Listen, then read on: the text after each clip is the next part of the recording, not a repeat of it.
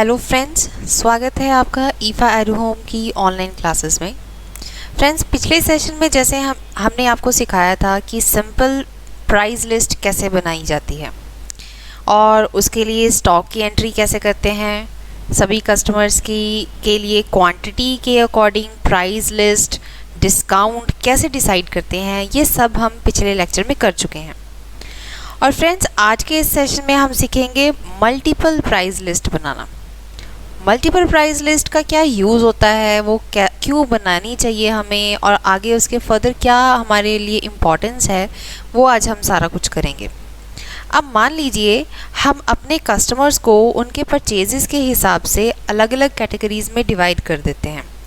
जैसे कि मैं कहूँ कि हमारे पास एक कैटेगरी है रिटेलर्स की, दूसरी कैटेगरी हम मान लेते हैं कि मेरे पास है सेमी होलसेलर की, एंड थर्ड कैटेगरी जो मैं अपने कस्टमर्स की रखना चाहती हूँ वो आ जाती है होलसेलर्स की। अब ये तीन कैटेगरीज़ के कस्टमर्स हैं मेरे। अब इन तीन कैटेगरीज़ के कस्टमर्स के प्राइजेज़ अलग अलग होंगे, डिस्काउंट्स अलग अलग होंगे, ऑब्वियसली इनकी जो क्वांटिटी इन्होंने परचेज़ करनी है वो अलग अलग होगी, और इनकी क्वांटिटी के हिसाब से ही मैं इनको डिस्काउंट और प्राइस चार्ज करना चाहती हूँ। हमने एक नई कंपनी क्रिएट करके रखी है जिसका नाम है सनराइज़ मार्केट। अब सनराइज़ मार्केट के अंदर हम इन तीन कैटेगरीज़ के अंदर ट्रेडिंग कैसे की जाती है वो देखेंगे। मल्टीपल प्राइस लिस्ट कैसे बनाई जाती है वो आज हम सीखेंगे। सबसे पहले, जैसे कि मैंने आपको पिछले लेक्चर में बताया था कि हम प्राइस लिस्ट का ऑप्शन ऑन करेंगे फीचर्स में जाके। F11 प्रेस करने के बाद इन्वेंट्री फीचर्स पे जाएंगे। एंटर करने के बाद हमारे पास इनवॉइसिंग हेड के अंदर separate discount column, use separate discount column in invoices, इसको हम येस कर देंगे ताकि जो भी हमारे कस्टमर्स हैं उनको अगर हम डिस्काउंट देना चाहते हैं वो वहाँ पर ऑप्शन शो हो जाए। देन उसके बाद हमारे पास ऑप्शन आता है under sales management, that is use multiple price levels. यहाँ पर हम इस ऑप्शन को येस करेंगे। लास्ट क्लास में हमने यहाँ पर प्राइस लेवल का नाम रखा था प्राइस लिस्ट, वो हमने सिंगल प्राइस लिस्ट बनाई थी सभी कस्टमर्स के लिए सेम। यहाँ पर हम प्राइस लिस्ट तीन कैटेगरीज में बना रहे हैं, जैसे कि मैंने अभी आपको बताया। एक है रिटेलर्स,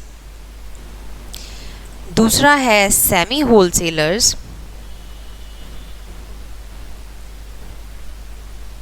तीसरी कैटेगरी में आते हैं होलसेलर्स। देखिए, मैंने तीन कैटेगरीज के नाम रख लिए। ये मेरे 3 डिफरेंट प्राइस लेवल्स हैं।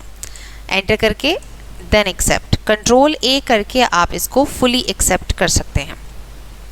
अब एस्केप करके बैक आ जाइए। अब हम प्राइस लेवल का ऑप्शन हम ऑन कर चुके हैं। अब हम इन्वेंट्री इन्फो पे जाएंगे। यहाँ पर जाके हम देखेंगे प्राइस लिस्ट ऑप्शन शो हो रहा है या नहीं। आप देख सकते हैं कि प्राइस लिस्ट शो तो हो रहा है, लेकिन ये अभी लाइट है, धुंधला नज़र आ रहा है। इसका रीज़न मैंने आपको पिछले लेक्चर में भी बताया था। रीज़न क्या है?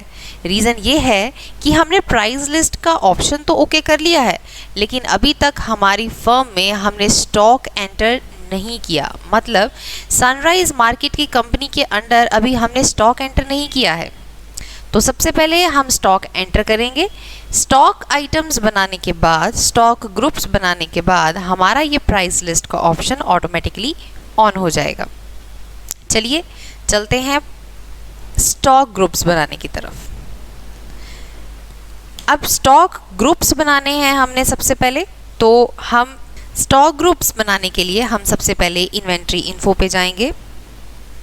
यहाँ पर स्टॉक ग्रुप पर जाएंगे।